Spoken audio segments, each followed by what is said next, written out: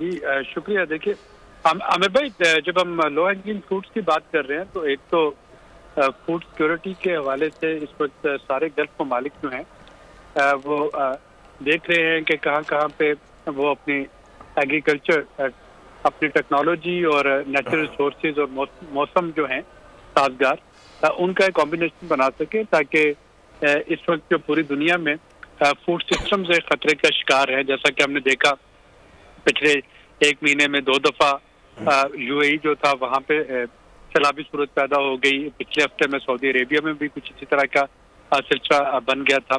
इस वक्त कीनिया जो है वो डूबा पड़ा है, टेक्सास जो है वहाँ पे सैलाब आए हुए हैं।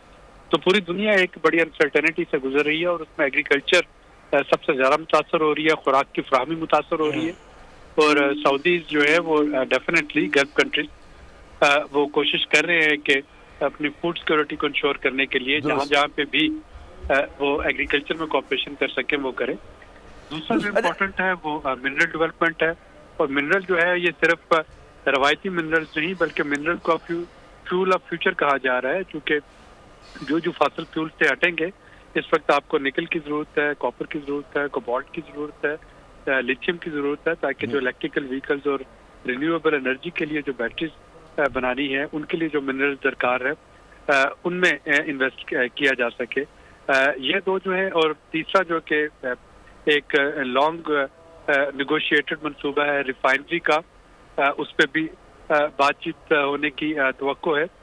लेकिन मैं यहाँ पे जो वर्ड ऑफ कॉशन देना चाह रहा हूँ वो ये है कि हमें अपनी पॉलिसीज को कंसिस्टेंट रखना होगा जब हम इन इन्वेस्टमेंट अपॉर्चुनिटीज का जिक्र करते हैं। जैसे अभी एक महीना पहले SIFC की तरफ से ये अनाउंसमेंट हुई कि एक चाइनीज कंपनी जो है साइनो सोलर वो मुल्क में सोलर पैनल बनाने जा रही है। और उसके साथ ही फिर एनर्जी डिवीजन की जानिब से ये बातचीत शुरू होगी कि सोलर पैनल्स पे कोई टैक्स मुतवक्को है। फिर जब टैक्स पे शोर मचा तो फिर वो नेट मीटरिंग पे बात आना शुरू हो गई कि सोलर एनर्जी को जो है डिस्करेज किया जाए, चूँकि IPPs का खसारा बढ़ता जा रहा है, उनको जो पेमेंट करनी है।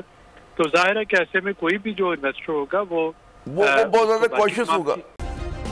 सब्सक्राइब करें और बेल दबाएं ताकि कोई खबर रह न जाए।